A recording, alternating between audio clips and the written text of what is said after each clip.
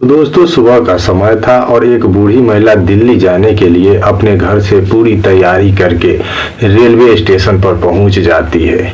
तब तक अचानक से उसके सामने दिल्ली जाने वाली ट्रेन आकर खड़ी हो जाती है। उसके बाद वो बूढ़ी महिला उस ट्रेन में सवार हो जाती है, लेकिन दोस्तों उस ट्रेन में इतना भीड़ था कि उसको बैठने के लिए सीट नहीं मिल पाता है। तब तक ट्रेन खुल जाती है। उसके बाद वो बूढ़ी महिला एक लड़के को अपना सीट पर बैठाने के लिए बोलती है। तो वह लड़का बोलता है कि यदि मैं तुमको अपना सीट दे दूंगा तो भला मैं कहाँ बैठूंगा। तो वो बूढ़ी महिला कहती है कि तुम मेरे गोद में बैठ जाना। उसके बाद दोस्तों वह लड़का उसकी बात मान लेता है और दोस्तों उसके गोद में बैठ जाता है। फिर दोस्तों जब रात होता है तो वह लड़का उस बूढ़ी महिला के साथ कुछ ऐसा काम करने लगता है जिसके बारे में यदि आप लोग जानेंगे तो आप लोगों के पैरों तले जमीन खिसक जाएगा। जी हाँ दोस्तों, आज की जो कहानी है बहुत ही रोचक और दमदार होने वाली है। इस कहानी से आप लोगों को बहुत कुछ सीखने और समझने को भी मिलेगा। तो दोस्तों यदि आप लोगों को इस कहानी के पूरे घटनाक्रम के विषय में जानना हो तो आप लोग मेरे साथ बने रहिएगा वीडियो के अंत तक।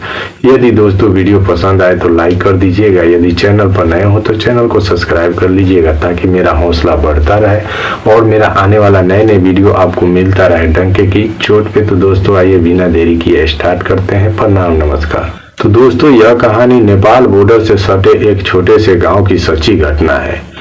एक बेहद ही खूबसूरत बूढ़ी महिला थी। उसका नाम ममता था। ममता अपने घर पर बिल्कुल अकेले रहती थी। ममता का पति नहीं था। पति का देहांत काफी समय पहले ही हो चुका था। केवल एक बेटा और बहू थे जो दिल्ली में रहते थे किराए का मकान लेकर। और जो ममता का बेटा था उसका नाम बलराम था। बलराम अपने पत्नी को भी अपने साथ दिल्ली में ही रखता था और प्लम्बर का काम किया करता था। जो कुछ भी कमाता था उसी में अपना घर चलाता था। और जो ममता थी वो गांव पर अपने एक छोटे से घर में रहती थी, खेती बाड़ी करती थी। उसके पास 1.5 बीघा जमीन था और यही सब करके अपना जीविका चलाती थी। और जो बलराम था वो ममता के पास 1 रुपया नहीं भेजता था और ना ही कभी फोन कॉल करके ममता से बात करता था। और उसे अपने पत्नी के साथ दिल्ली गए काफी समय बीत चुका था, लेकिन एक बार भी वो अपने माँ को देखने के लिए नहीं आया था, जिसके चलते ममता का मन एकदम बेचैन रहता था अपना बेटा और बहू को देखने के लिए। लेकिन उन लोगों को अपने माँ के बारे में थोड़ा सा भी चिंता नहीं रहता था। वे लोग पूरे ऐश मौज के साथ दिल्ली में रहते थे। और जो ममता थी वह अपने घर पर दाल रोटी खाती थी। ममता की उम्र भले ही ज्यादा था, लेकिन दोस्तों अभी भी वो काफी खूबसूरत और नौजवान दिखती थी, क्योंकि उस गांव के तमाम ऐसे बूढ़े लोग थे जो उसके ऊपर जान छिड़कते थे। लेकिन ममता ऐसी वैसी महिला नहीं थी। वह कोई भी काम बहुत सोच समझ कर करती थी। फिर दोस्तों इसी तरह से एक दिन की बात है, ममता अपने घर के आंगन में बैठी हुई थी। तब तक अचानक से उसको अपने बेटा और बहू की याद आ जाती है। तो वह फूट फूट कर रोने लगती है। और दोस्तों जब वह रोने लगती है तो उसकी रोने की आवाज सुनकर अगल बगल की जितनी भी तमाम महिलाएं थी सभी उसकी घर पर आ जाती है। और जब आती है तो सभी मिलकर ममता को चुप कराने की कोशिश करती है, लेकिन ममता चुप नहीं होती है। तो उनमें से एक महिला ममता को कहती है कि ममता, क्यों तुम अपने बेटा बहू के लिए हमेशा रोते रहती हो, अपना समय बर्बाद करती हो। उनको तो तुम्हारे बारे में थोड़ा सा भी चिंता नहीं है। यदि चिंता रहता तो वे लोग तुम्हारे पास फोन कॉल करते, बात करते, या इतने समय हो गया उन्हें दिल्ली गए हुए, एक बार तुमसे मिलने के लिए जरूर आते।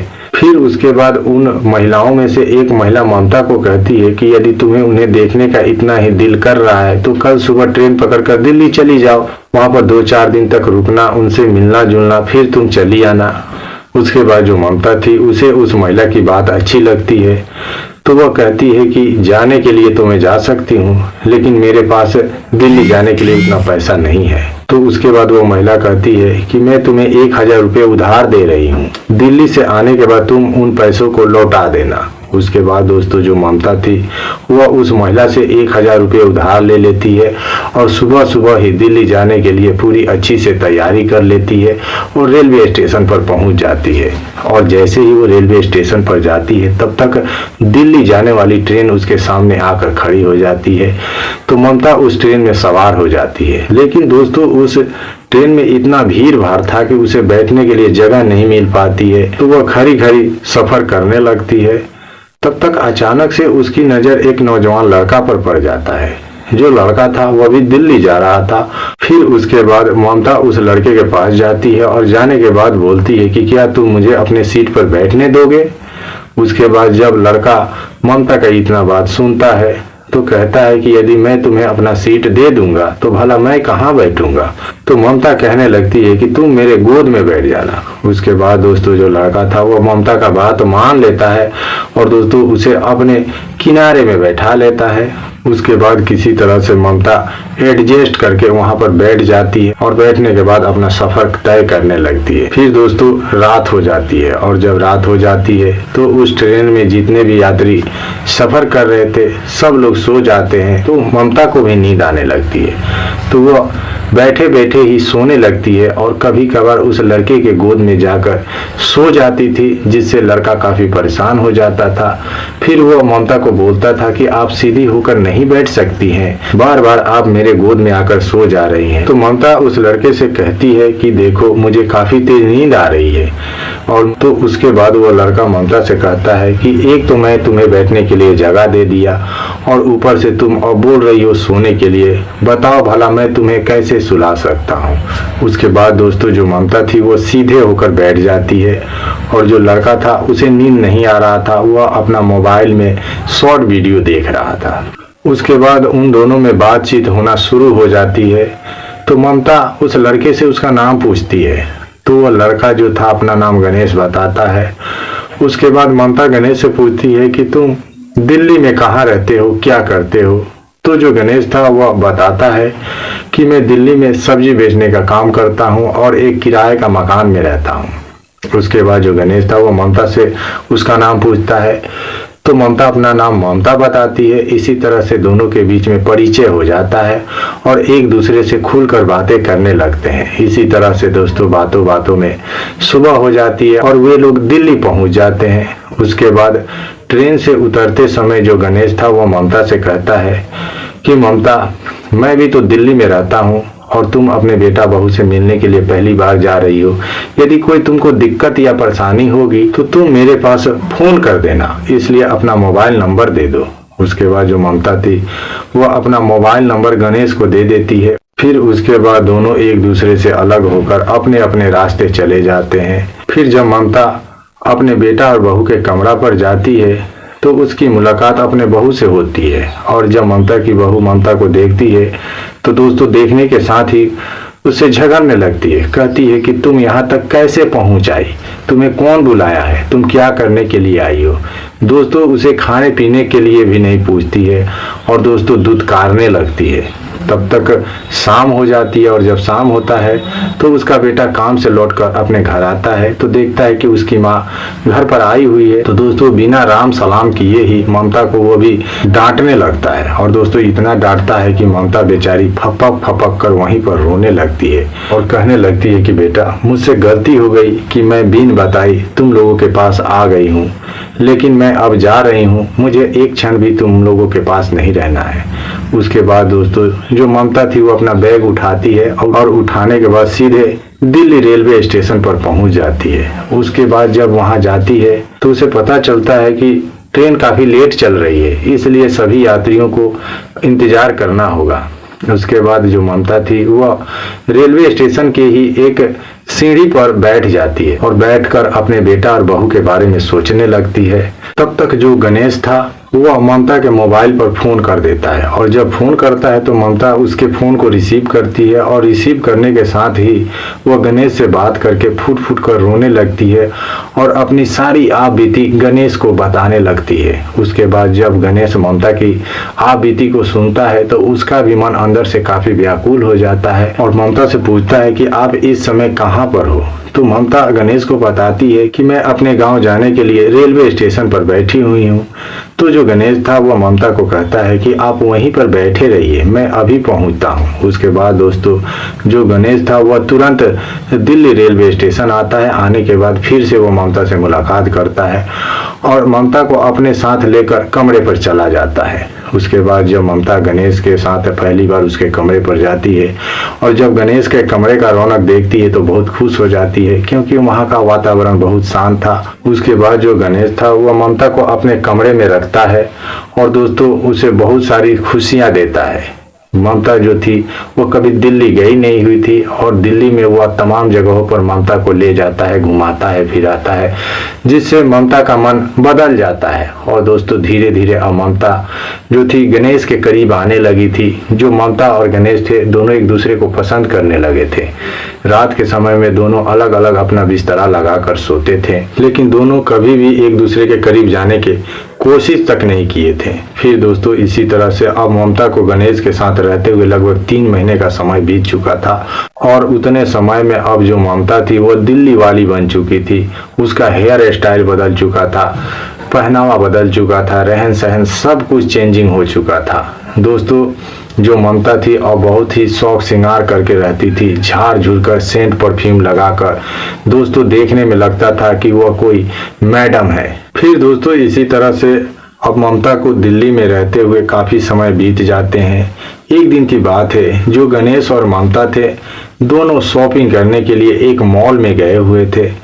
तभी अचानक से ममता की मुलाकात उसकी बेटा और बहू से हो जाती है। जो उस समय वे लोग भी मॉल में कुछ कपड़े की खरीदारी करने के लिए आए हुए थे और जब उसकी मुलाकात अपने बेटा बहू से हो जाती है तो उसकी बहू उसे पहचान लेती है, लेकिन जो उसका बेटा बलराम था वो अपने माँ को नहीं पहचान पाता है। तो दोस्तों उसकी बहू कहती है अपने पति से यानी कि बलराम से कि देखो तुम्हारी माँ कैसे बदल चुकी है, लेकिन जो उसका बेटा था पहचान नहीं रहा था। फिर दोस्तों उसके बाद में वह भी अपने माँ को पहचान जाता है कि अरे यह तो मेरी माँ है, लेकिन अब इतना बदल कैसे गई है। फिर दोस्तों उसके बाद वह अपने माँ के पास जाता है और दोस्तों जब माँ से मुलाकात करता है तो पूछता है कि माँ तुम यहाँ कैसे आई हो। उसके बाद दोस्तों जो ममता थी वह बलराम को पहचानने से इनकार करने लगती है, कहती है कि तुम कौन हो, मैं तुम्हें नहीं जानती हूँ। बार बार जो बलराम था वह कहता है कि मैं तुम्हारा बेटा हूँ, लेकिन ममता बार बार उसे पहचानने से इनकार करती है और दोस्तों वहाँ से गणेश के साथ चली जाती है।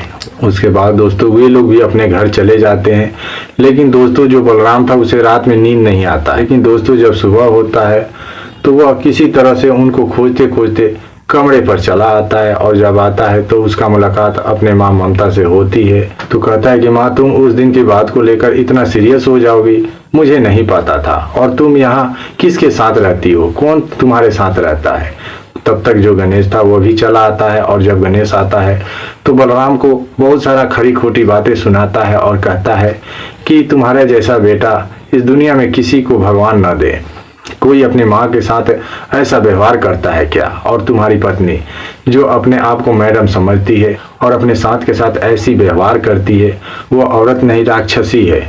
उसके बाद जब बलराम गणेश और अपनी माँ की इतना बात सुनता है तो दोस्तों फुट फुट कर रोने लगता है और कहता है माँ मुझसे जो कुछ भी गलती हुआ है अब तुम माफ़ कर दो, अब मेरे साथ तुम घर लौट चलो। लेकिन जो ममता थी वह अपना बेटा बलराम की एक बात नहीं सुनती है, कहती है कि अब मेरे लिए केवल गणेश ही है, तुम लोग कौन हो मैं नहीं जानती हूँ, मैं अपनी पिछली ज़िंदगी भूल चुकी हूँ। उसके बाद दोस्तों जो बलराम था वह अपनी माँ की सारा बात समझ जाता है और वहाँ से चुपचाप अपने घर पर चला आता है और ममता और गणेश अपने घर में हंसी खुशी से एक साथ रहने लगते हैं। इसी तरह से दोस्तों उन लोगों को साथ में रहते हुए लगभग 2 साल का समय बीत जाता है और उन 2 सालों में दोस्तों एक बार भी वे लोग एक दूसरे के करीब जाने की कोशिश नहीं किए थे। फिर दोस्तों एक दिन की बात है, बरसात का मौसम था और बारिश बहुत तेज हो रही थी। तभी अचानक से जो ममता थी वह कांपने लगती है क्योंकि उसे ठंड लग जाती है बारिश के वजह से।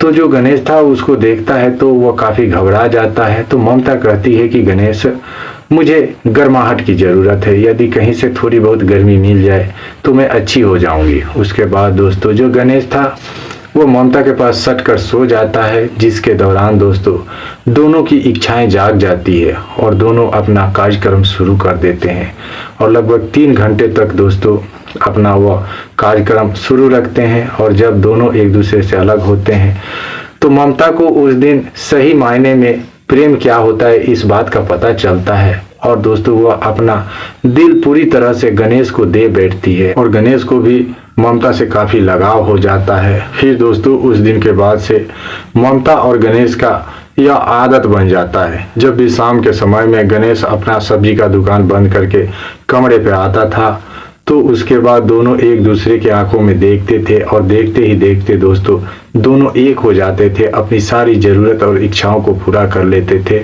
अब गणेश भी ममता को पाकर बहुत खुश था। तब तक एक दिन अचानक से जो ममता थी उसे अपने गांव की याद आ जाती है।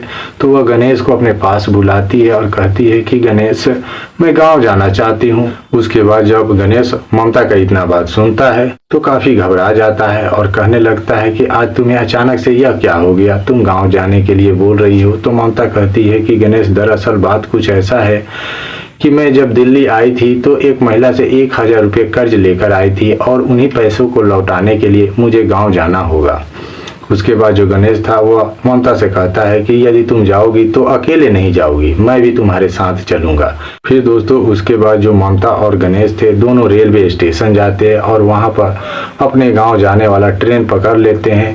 फिर दूसरे दिन जब ममता अपने गांव जाती है और जब गांव के लोग ममता को देखते हैं तो दोस्तों वे लोग पहचान नहीं पाते हैं क्योंकि अब जो ममता थी वह अंग्रेजन के तरह मैडम दिख रही थी और दोस्तों उसके पीछे गाँव के ऐसे तमाम बच्चे बूढ़े सब लोग चल रहे थे जैसे जैसे ममता जा रही थी। दोस्तों उसके बाद जब ममता अपने उस पुराने घर में जाती है तो जितने भी उसके घर के आसपास की महिलाएं थी सभी महिलाएं ममता को देखने के लिए चली आती है।